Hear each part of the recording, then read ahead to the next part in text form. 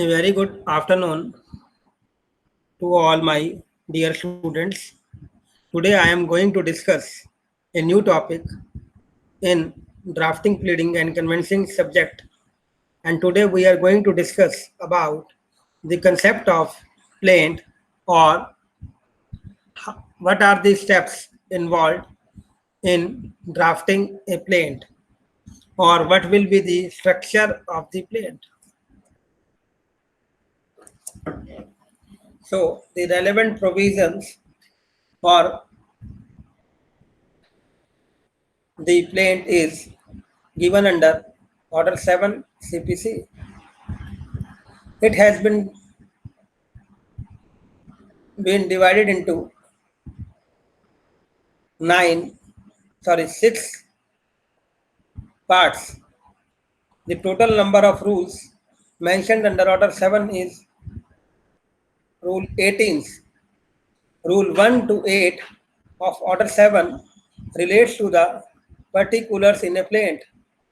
Rule 9 lays down the procedure on a plaint being admitted. Rule 10 provides for return of the plaint.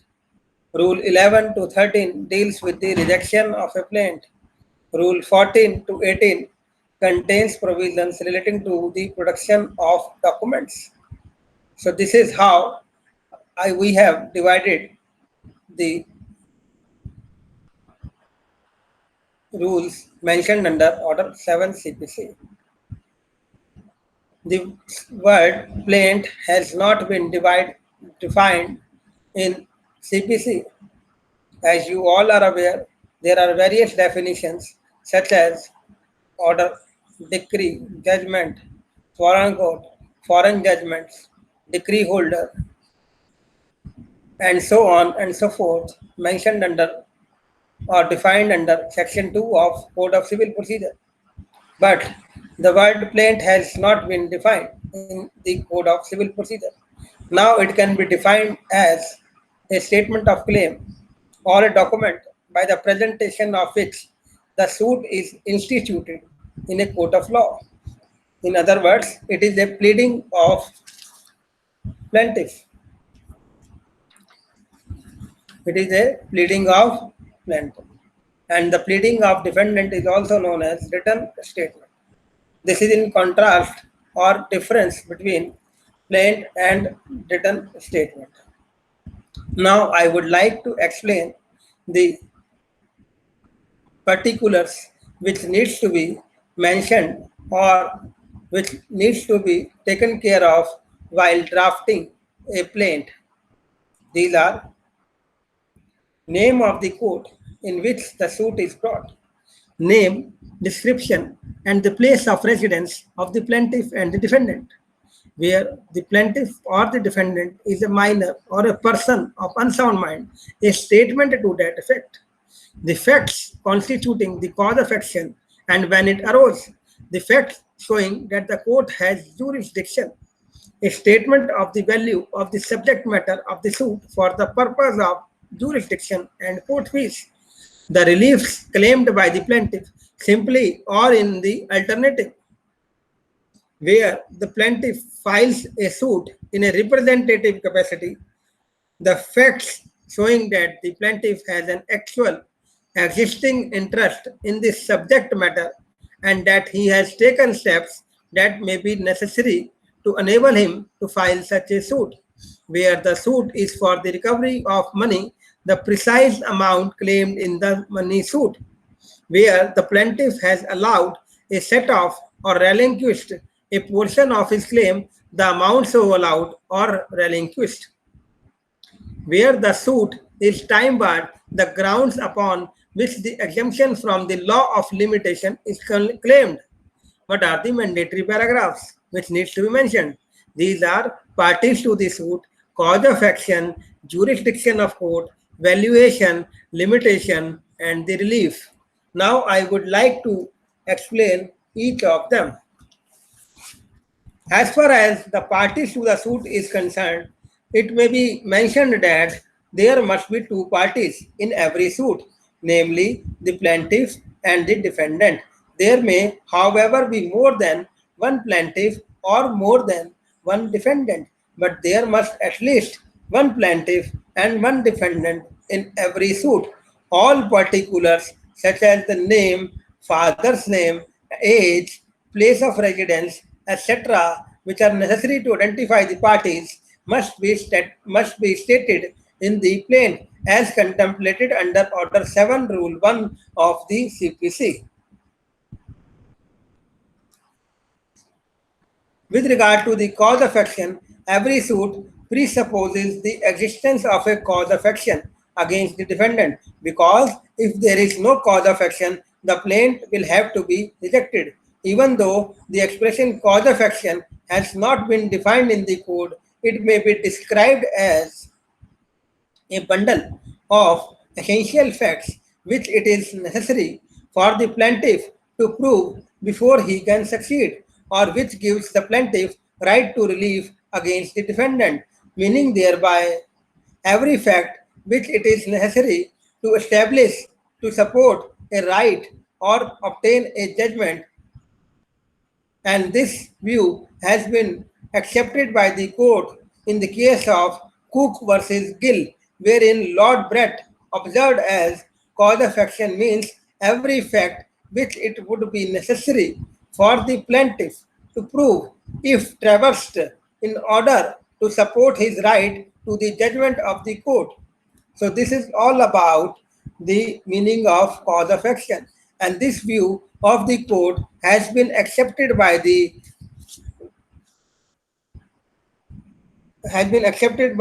our court in the case of Abdullah versus Galapa. It's a very, very important case. Next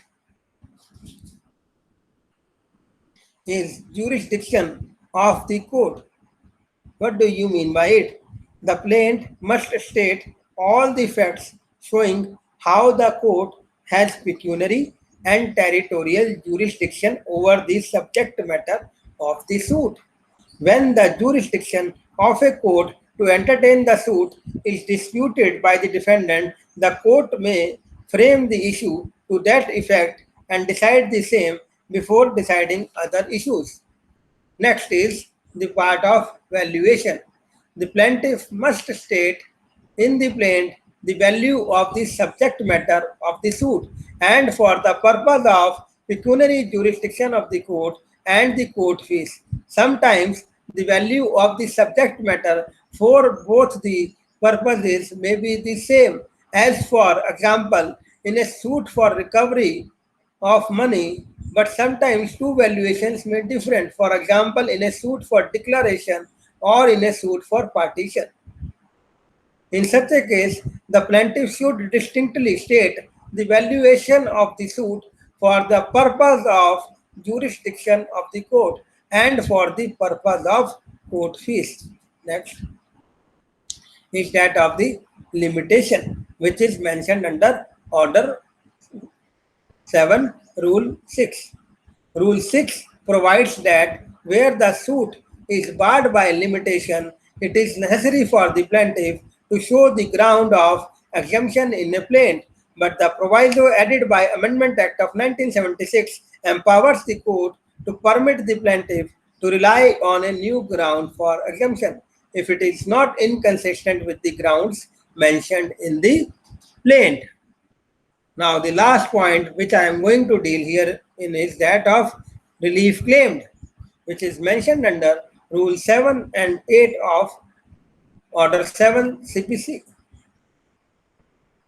As you all are aware that every plaint must state specifically the relief claimed by the plaintiff, either simply or in the alternative, where the relief is founded on separate and distinct ground, they should also be stated. Where the plaintiff is entitled to more than one relief in respect of the same cause of action, it is open to him to claim all or any of his such relief. But if he omits, except with the leave of the court, to sue for particular relief, he will not afterwards be allowed to sue for the relief so omitted. So, if he deliberately omits to forego his one of the relief, then he cannot claim it afterwards. But there is an exception, and that exception is that if he has done so with the permission of the court, then he may be allowed afterwards. Next point is that now we are going to deal with the next point, that is Order 7 Rule 11, which deals with the rejection of plaint. Rejection of plaint is mentioned under Order 7 Rule 11 CPC. The grounds are as under: where the plaint does not disclose the cause of action. If the plaint filed by the plaintiff does not disclose any cause of action, the court will reject it. But in order to reject the plaint on this ground, the court must look at the plaint and at nothing else. So, from this, we may infer that it is the duty of the court only to look into the averments made in the plaint and not in the documents filed by the defendant. And such documents which are going to be filed by the defendant are written statement. So his documents along with the written statement need not be looked into while deciding the application under Order 7 Rule 11 CPC. Next is where the relief claimed is undervalued. Where the relief claimed by the plaintiff is undervalued and the valuation is not corrected within the time fixed or extended by the court, then the court may reject the plaint filed by the plaintiff. Next point, where the plaint is insufficiently stamped. Sometimes the relief claimed by the plaintiff is properly valued, but the plaint is written upon a paper insufficiently stamped and the plaintiff fails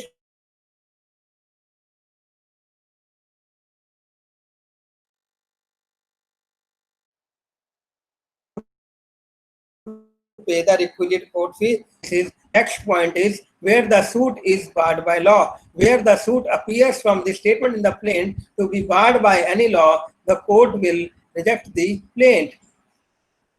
Next, where the plaint is not filed in duplicate. The plaint has to be filed in duplicate. If the said requirement is not complied with, the plaint will be rejected. Where there is next ground is where there is non-compliance with statutory provisions. Where the plaintiff fails to comply with the provisions of Rule 9, the plaint will be rejected. The other grounds for rejection of plaint specified in Rule 7, Rule 11 of Order 7 are not exhaustive. On other relevant ground, also a plaint can be rejected. For example, under Section 11 of the CPC. Now the question relevant herein is that what is the procedure on rejection of plaint? Where the plaint is rejected by the court, the judge will pass an order to that effect and will record the reasons for such rejection. What will be the effect of rejection of plaint? If the plaint is rejected on any of the aforementioned grounds, such as where the plaint does not disclose the cause of action, where the relief claimed is undervalued, where the plaint is insufficiently stamped, where the suit is barred by law, where the plaint is not filed in duplicate, and where there is non-compliance with statutory provisions, then the plaintiff is not thereby precluded from presenting a fresh plaint in respect of the same cause of action. Now, here raises the one very important question: whether an appeal may lie against the order passed under Order 7 Rule 11 CPC. Answer is yes. An order rejecting a plaint is a deemed decree within the meaning of Section 2, Clause 2 of the CPC, which defines decree. Therefore, it is an appealable order, or it is appealable as a decree. Next is documents relied on in plaint, Rules 14 to 17. Rule 14 to 17 of the CPC deals with the production of documents by the plaintiff.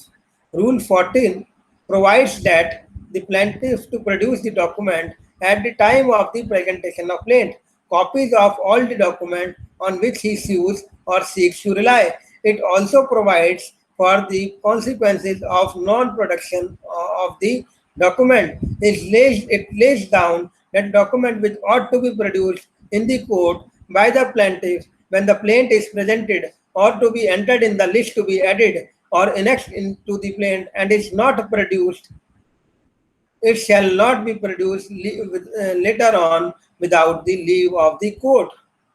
Now, what is the object behind Rule 14? The object underlying Rule 14 is to exclude the production of a document of a doubtful nature at a later stage. The court has very wide discretion to allow or to disallow a production of document at a later stage, having regard to the facts and circumstances of each case. This provision, however, does not apply to the following documents. These are documents reserved for the purpose of cross-examination of plaintiff's witnesses, and secondly, documents handed over to a witness merely to refresh his memory under Section 159 of Indian Evidence Act. So this is the relationship between Indian Evidence Act and Code of Civil Procedure. So, my dear student, this is all about today's lecture. Hope you have learned a lot from it. In my tomorrow's lecture or my day after tomorrow's lecture, I would like to dwell upon or I would like to deal with the concept of written statement and what are the steps involved in finalizing or in drafting the written statement and what is the procedure to be taken in this regard. Hope you have a good day ahead. Thank you very much. We'll meet you soon. Thanks once again.